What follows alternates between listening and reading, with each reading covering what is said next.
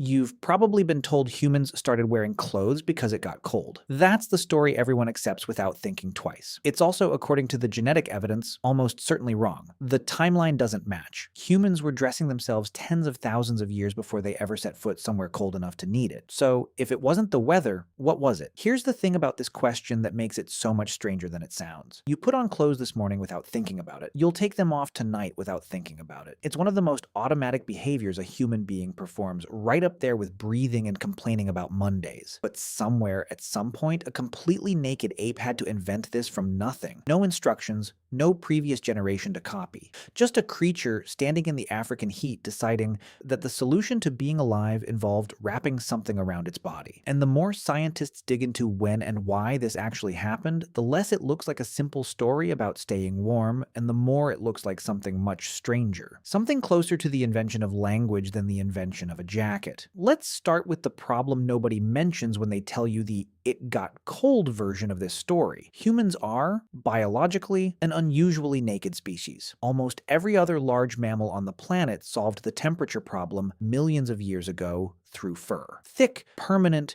built-in insulation.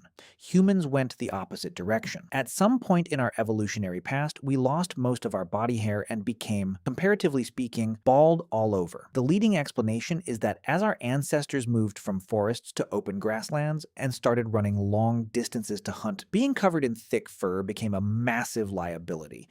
You'd overheat, you'd slow down, your core temperature would spike, and you'd collapse before catching the thing you were chasing. So, over hundreds of thousands of years, we gradually shed our fur and developed something better, an absolutely insane number of sweat glands. Humans have approximately 2 to 4 million sweat glands on their bodies, elite sweating machines, professional-grade, world-class moisture emitters. This is great in the summer. It is considerably less great when it's 40 below zero and you're trying to survive in Central Asia with nothing but your wits. And that's where clothes come in eventually. Here's the conventional story. Humans got cold, wrapped themselves in animal skins, and that's that. Simple, clean, logical.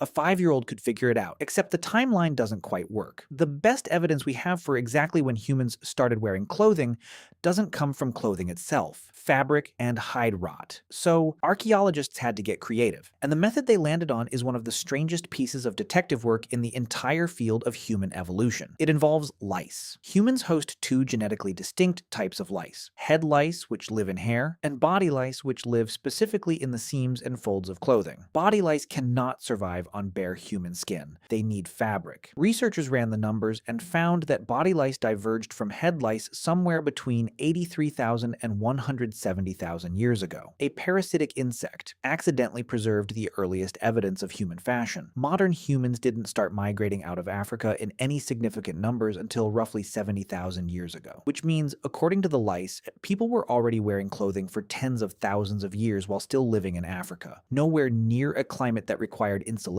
from the cold.